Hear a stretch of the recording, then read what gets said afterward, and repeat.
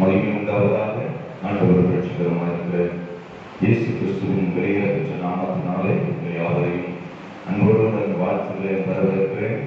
கர்த்தர் நல்லவர். இப்பட்டுமாக நம்மை நடத்தி கொண்டிருக்கிற கர்த்தர் தொடர்ந்து அவர் நம்மை நடத்த போதுமானவராக இருக்கிறார். அல்லேலூயா. கிறிஸ்து நாமத்திற்கு மகிமை உண்டாகிற கால வேளையில் கூட கர்த்தர் வார்த்தைகளை தியானிக்கிறோம். கர்த்தர் இருக்கிறார். அவருடைய வார்த்தைகளுக்காக நாம் காத்திருக்கும் பொழுது நிச்சயமாகவே இந்த வார்த்தைகள் நடத்த போதுமானதாக இருக்கிறது. தேசத்தின் சூழ்நிலைகள் ஒருவர் நமக்கு தெரியும். நிச்சயமாகவே ஒரு கடினமான ஒரு பாதைகளின் வழியாய் நம்ம கடந்து கொண்டிருக்கிறோம். அதன் மத்தியும் தெய்வம் நமக்கு துணையாக இருக்கிறவர் அதை நாம் அறிந்திருக்கிறோம். அப்படிப்பட்டதான சூழ்நிலைகளில் ஜெபம் மிகவும் அவசியமாய் காணப்படுகிறது. ஜெபம்தான் நம்மை தப்புவிக்க வேண்டும். ஜெபம்தான் நம்மை வழிநடத்த வேண்டும். ஜெபம்தான் இப்படிப்பட்ட எல்லா சூழ்நிலைகளிலும் நமக்கு அனுகூலமாக இருக்க வேண்டும். ஆகவே சூழ்நிலைகளில் கூட ஜெபிக்க வேண்டும் என்று சொல்லி இப்படிப்பட்டதான ஸ்தோத்திரம் ஒரு நேரலையே மூலமாக உங்களை சந்திக்கிறோம். ஒவ்வொரு நாட்களும் ஜெபத்தோடு கூட இணைந்து நாமத்தை மகிமைப்படுத்துவோம். நாம் எல்லாரும் சேர்ந்து நாம் கர்த்தருடைய சமூகத்திலே காத்திருப்போம். நிச்சயமாய் கர்த்தர் நமக்காக தேசத்துக்காக ஏதாவது ஒன்றை செய்வார். அல்லேலூயா, அல்லேலூயா. வார்த்தைகளுக்காக வாசிக்கலாம். ஆமோஸ் தீர்க்கதரிசியின் புத்தகம், ஆமோஸ் தீர்க்கதரிசியின் புத்தகம் 5ஆம் அதிகாரம் அதனுடைய 4வது வசனத்தை வாசிக்கும்படியாக கேட்டுக்கொள்கிறேன். ஆமோஸ் தீர்க்கதரிசியின் புத்தகம் 5ஆம் அதிகாரம் 4வது வசனம். கர்த்தர் இஸ்ரவேல் வம்சத்தாருக்கு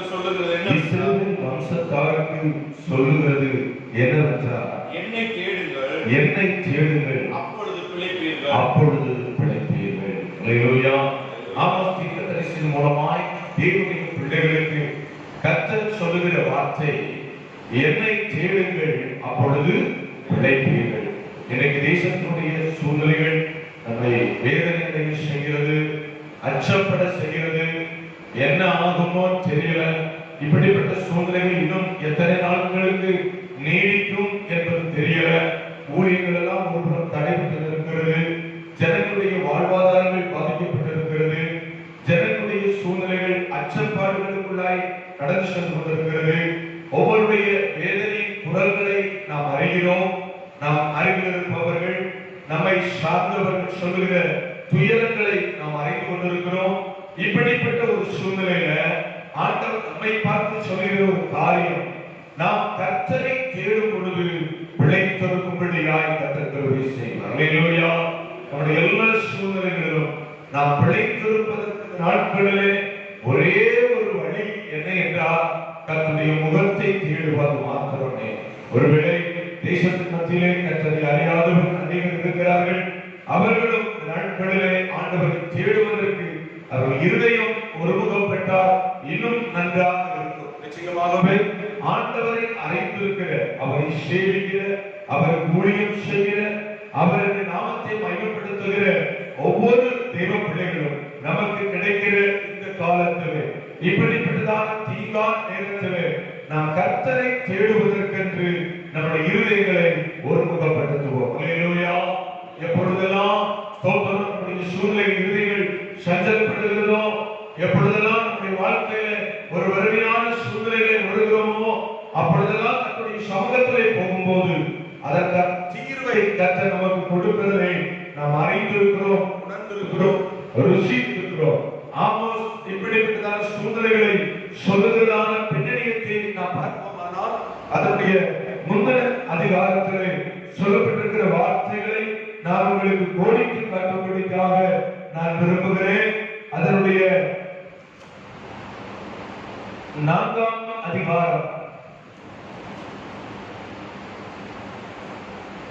10வது வசனத்திலிருந்து வாசிக்கும் பொழுது, எகிப்திலே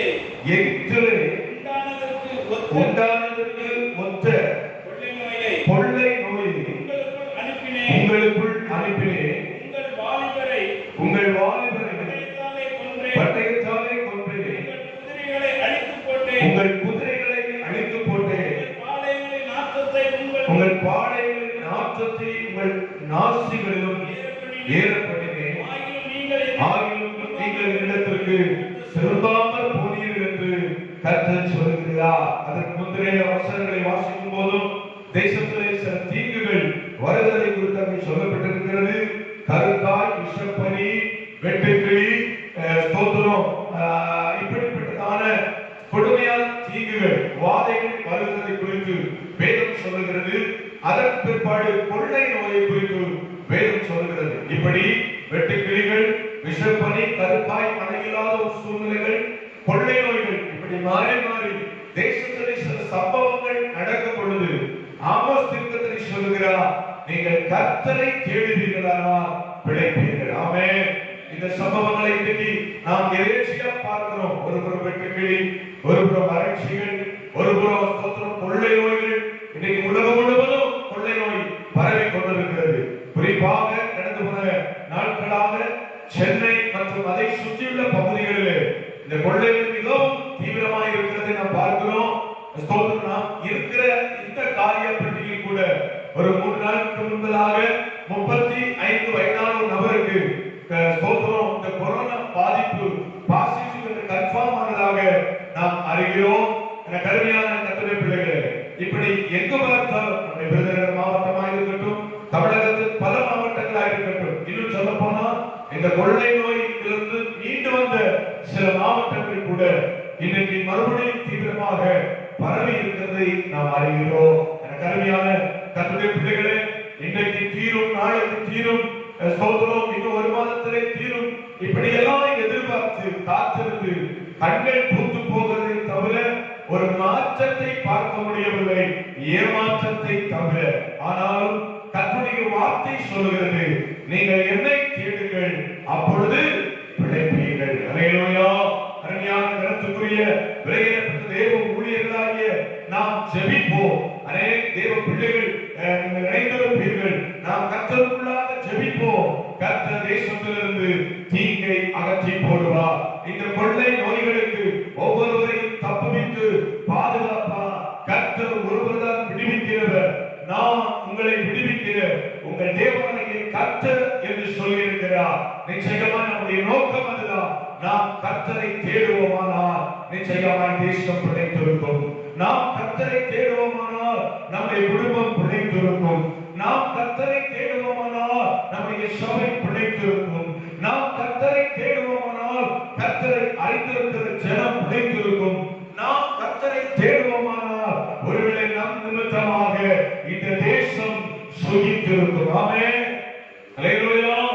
நாம் நம்புவோம். எங்கே அந்த தொடர்ந்து நாம் வாசிக்கும் போது அதனுடைய 5ஆம் அதிகாரத்திலே 6வது வசனம் இப்படியே சொல்லியிருக்கிறது, கர்த்தரை தேடுங்கள், அப்பொழுது பிழைப்பீர்கள். இல்லாவிட்டால் பெத்தேலில் இருக்கிற ஒருவராலும் அறிவிக்கப்படாத அக்கினி யோசேப்பின் வீட்டில் பற்றி அதை பற்றியும். கர்த்தரை தேடுங்கள், அப்பொழுது பிழைப்பீர்கள்.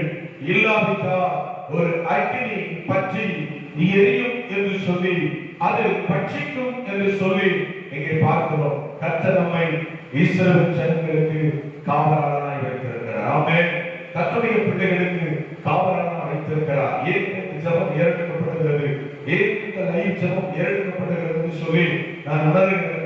வேதம் சொல்கிறது, கர்த்தருடைய ஊழியர்களாகிய நம்மை தேசத்திற்கு கர்த்தர் காவலாளராய் வைத்திருக்கிறார், ஜாமக்காரர்களாய் வைத்திருக்கிறார். நீங்கள் நானும் காவல்காரர்களாய் எழுதி நிற்காவிட்டால் இந்த வேலையை யார் செய்ய முடியும்? கருமையான கர்த்தருடைய பிள்ளைகளே, தேசத்தை குறித்து பாரப்படுகிற ஒவ்வொருவரும் தேசத்திற்கு காவலாளராக கர்த்தர் வைத்திருக்கிறார். நீங்கள் நானும் தேசத்துக்காக எழுதி நிற்க வேண்டும். ஒவ்வொரு சூழ்நிலைகளிலும் ஒவ்வொரு பிரச்சனைகள், ஒவ்வொரு உபத்திரவங்கள், ஒவ்வொரு பாடுகள் வந்திருக்கிறது.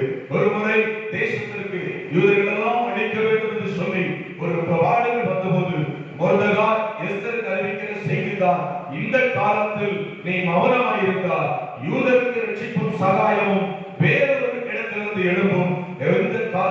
நீயும் உன் தகப்பன் வீட்டாரமோ வந்தால் அழிவீர்கள். இந்த காலத்திற்கு உதவியாய் இருக்கும்படிக்கு உனக்கு ராஜ்யமே கிடைத்திருக்கலாமே, யாருக்கு தெரியும் கிடைக்கும் என்று சொல்ல சொன்னார். எனக்கு அருமையான கர்த்தர் பிள்ளைகளே, இந்த ஊழியம் என்கிற ஒரு ராஜரீக மேன்மையை கர்த்தர் ஊழியர்களாகிய நம்முடைய கரங்களிலே எதற்கு கொடுத்திருக்கிறார்?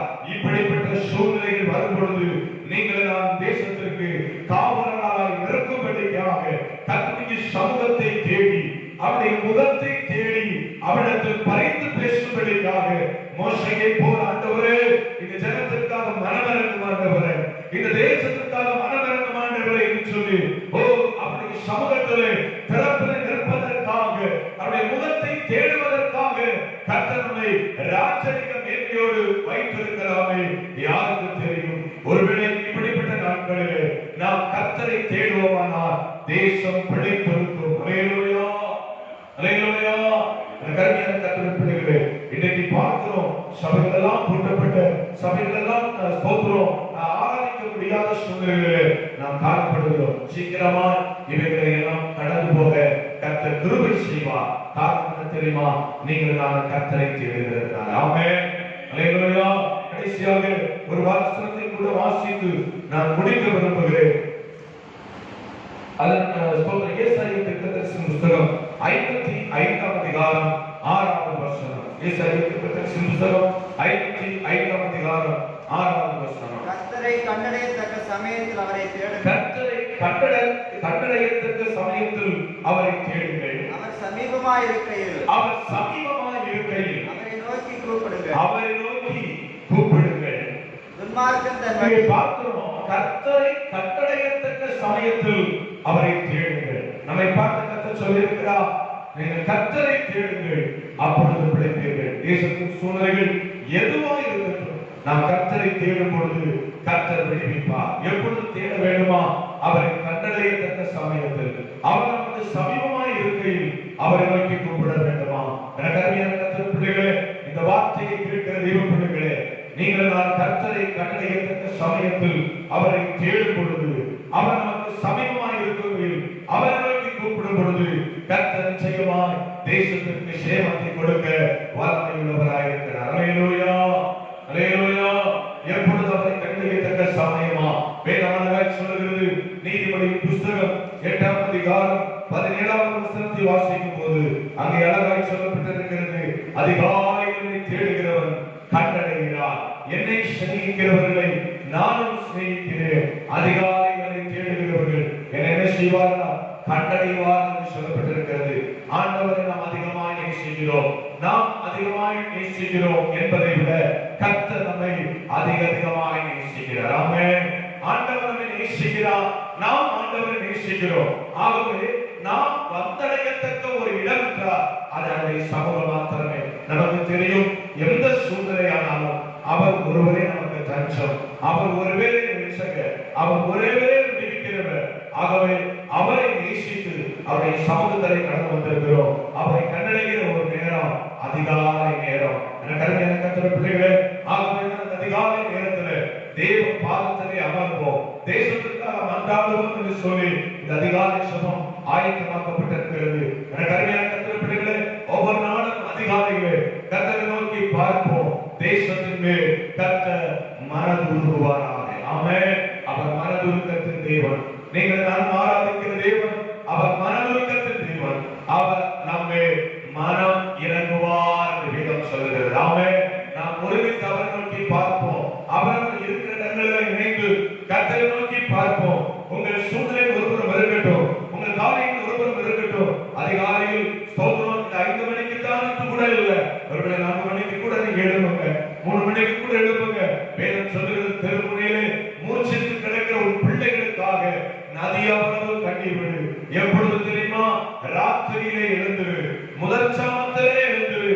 தேசத்திலே மூச்சிட்டு கிடக்கிற பிள்ளைகளுக்காக நதியாவது கண்ணீர் விடு என்று சொல்லி புலம்புகளை நாம் வாசிக்கிறோம். எனக்கு அருமையான கர்த்தருடைய பிள்ளைகளே, தேசத்தில் இன்றைக்கு மூச்சிட்டு கிடக்கிறார்கள். நான் இப்படித்தான் ஒப்பிட்டு பார்க்கிறேன். இந்த கொரோனா வியாதியினால் இது ஸ்தோத்திரம் கொள்ளலே வரும் பொழுது மூச்சு விட கூட சிரமமான சூழ்நிலைகளில் இன்னைக்கு ஆயிரக்கணக்கான ஜனங்கள் மருத்துவமனைகளில், ஆயிரம் லட்சக்கணக்கான ஜனங்கள் இன்னைக்கு உலகம் முழுவதும் ஆண்டு போயிருக்கிறார்கள். எத்தனையோ கர்ப்பிணிகள், எத்தனையோ குழந்தைகள், எத்தனையோ பெரியவர்கள் அழிந்து கொண்டிருக்கிறார்கள். மனம் உடைகிறது, உள்ளம் வியாகுலப்படுகிறது. ஆண்டவர் உங்களை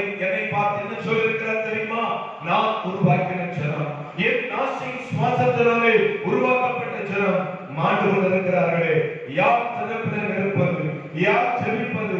என்னை அறிந்திருக்கிற கர்த்தருடைய பிள்ளையே, என்னால் தெரிந்து கொள்ளப்பட்ட தேவதாசனே, என்னால் தெரிந்து கொள்ளப்பட்ட தேவஜனமே, இவர்களுக்காக நீ என்னை தேட மாட்டாயா? இவர்களுக்காக காவலனாய் எழுதி நிற்க மாட்டாயா? ஒரு மோசையை போல நீ கதவிரித்து நிற்க மாட்டாயா? ஆண்டவரை கேட்கிறார். நம்மை அர்ப்பணிப்போம். ஒவ்வொரு நாள் ராத்திரி வேளைகளில் ஸ்தோத்திரம், முதல் சாமங்களில் ஸ்தோத்திரம், அதிகாலை நேரங்களில் கர்த்தருடைய சமூகத்திலே நாம் இணைந்து இருப்போம். கர்த்தருடைய சமூகத்திலே நாம் ஜெபிப்போம். எல்லாருக்கும் ஒரு பார வேண்டுகோளை கூட இந்த நேரத்தில் வைக்கிறேன். நீங்கள் அதிகாலை எழுந்து ஜெபியுங்கள். ஒவ்வொரு நாளும் ஜெபியுங்கள். நிச்சயமா நீங்கள் ஜெபிக்கிறவர்களா இன்னும் இன்னும் இன்னும் அதிகமாய் நாம் ஜெபிக்க கடமைப்பட்டிருக்கிறோம். ஒருவேளை இந்த 5 மணி நேரத்தில் 5 காலை அதிகாலை இந்த 5 மணி நேரத்தில் ஒருவேளை நீங்கள் எழுந்திருப்பீர்களா? ஒருவேளை என்னோடு இணைந்திருங்கள். ஒவ்வொரு நாளும் நாம் ஜெபிப்போம். தேசத்திற்காக காத்திருப்போம். கர்த்தர் நிச்சயமாய் மனம் மறந்து வராமே. நான் நம்புறேன், நம்முடைய ஜெபம் ஒரு நாளும் வீணாய் போகாது. நம்முடைய ஜெபம் ஒரு நாளும் வீணாய் போகாது. கர்த்தரை கண்டடையத்தக்க சமயத்தில் அவர் நோக்கி கூப்பிடுகிற அந்த ஜெபம் ஒரு நாள் வீணா போகாது. நாம் ஜெபித்துக் கொண்டே இருப்போம். கர்த்தர் தேசத்திற்காக மனம் மறந்துவா, வாதைகளை மாற்றுவா. நாம் சீக்கிரமாக கர்த்தருக்காக சாட்சிகளாய் எழுப்புவதற்கு கர்த்தர் நமக்கு கிருபை செய்வாராக. நாம் ஜெபிக்கலாமா? கர்த்தருடைய சமூகத்துல ஆண்டவரே, ஒரு நாள் அதிகாலையில உங்களுடைய நேரப்பட்டு ஆண்டவர் எழுந்து உங்களுடைய சமூகத்திலே தரித்திருப்பதற்குரிய ஒரு கிருபை எங்களுக்கு தாங்கப்பா. ஒரு ஜெப பாரத்தை எங்கள் ஊற்று ஆண்டவரே. ஒவ்வொரு நாள் அதிகாலையில உங்களுடைய முகத்தை தேடுவதற்குரிய கிருபையை கர்த்தர்களுக்கு தாங்க என்று சொல்லி நாம் ஜெபிப்போமா? கர்த்தர் ஹல்லேலூயா. அதிகாலமே தேடுகிறே, அதிகாலமே தேடுகிறே, ஆர்வமுடன் நாடுகிறே, ஆர்வமுடன் நாடுகிறே. பிரசன்னம் பிரசன்னம் தேவ பிரசன்னம். பிரசன்னம் பிரசன்னம் தேவ பிரசன்னம். பிரசன்னம் போதுமையா, எப்போதும் எனக்கு போதுமையா. ராஜா பிரசன்னம் போதுமையா, எப்போதும் எனக்கு போதுமையா. இன்னும் உம்மை அறியணுமே, இன்னும் உம்மை அறியணுமே, இன்னும் கிட்டி சேரணுமே. நாங்கள் இன்னும் கிட்டி சேரணுமே. பிரசன்னம் பிரசன்னம் தேவ பிரசன்னம். பிரசன்னம் பிரசன்னம் தேவ பிரசன்னம். ஜெபிப்போம். நேற்று இன்றும் என்றும் மாறாத எங்கள் அன்பின் பரிசுத்த பிதாவே, ஆசீர்வதிக்கப்பட்ட நல்ல மனமகிழ்ச்சியான இந்த கால வேலைக்காக நாங்கள் நன்றி செலுத்துகிறோம். இவ்விதமாக இந்த காரியப்பட்டி காலத்திற்கு ஊழியர்களாக இணைந்து நாங்கள் ஆண்டவரே சில நபர்களாக இருந்தாலும் ஆண்டவரே நாங்கள் ஜெபித்து நாமத்தை உயர்த்தும்படி நீர் எங்களுக்கு கொடுத்த ஒரு மனதுக்காக நன்றி செலுத்துகிறோம். உங்களுடைய கிருபை ஆண்டவரே எங்களுடைய ஜெபங்கள் மூலமாக எங்களுடைய தேசத்தில் இருக்கிற விதமான கொள்ளை நோயை மாற்ற நாங்கள் ஜெபிக்கிறோம். ஆண்டவரே கிருபை உள்ள கரங்கள் ஆண்டவரே இன்னும் வருகிற நாட்களே எங்கள் ஊழியர்களை இணைத்து நாங்கள் அதிகாலையிலும் ஆண்டவரை தொடர்ச்சியாக நாங்கள் ஜெபித்து எங்களுடைய ஆண்டவரை தேசத்தை ஆண்டவரை உமக்கு நேராக கொண்டு வர எங்களை ஒப்புக் கொடுக்கிறோம். தகப்பனே, நினைத்திருக்கிறவர் நீர், எங்களை நினைத்ததும் எங்களுடைய இயக்கங்கள் எங்களுடைய விருப்பங்களை நிறைவேற்றுங்க. உடைய திருவிழ கரங்களை ஒப்புக் கொடுக்கிறோம். இந்த காணொலி மூலமாக பார்க்கிற கேட்கிற நம்முடைய மக்களை ஆசீர்வதிக்கப்பா. அவருடைய துக்கங்கள் சந்தோஷமாக மாறட்டும். இப்போதும் வேதனையோடு வியாதியோடு ஆண்டவரே கண்ணீரோடு பயத்தோடு இருக்கிற மக்களை கர்த்தராய் விடுவிக்கும்படியாக நாங்கள் ஜெபிக்கிறோம். பிள்ளைகளுடைய மன விருப்பங்களை நிறைவேற்றும் நன்மை கிருபை தொடர்வதாக நாங்கள் ஜெபிக்கிறோம். இயேசு கிறிஸ்துவின் நாமத்தில் ஜெபிக்கிறோம். எங்கள் ஜெபங்களுக்கு உங்களுடைய நல்ல பிதாவே, ஆமென். என் ஆத்துமாவே கர்த்தரை ஸ்தோத்திரி, என் முழு உள்ளமே பரிசுத்தரை ஸ்தோத்திரி. என் ஆத்துமாவே கர்த்தரை ஸ்தோத்திரி,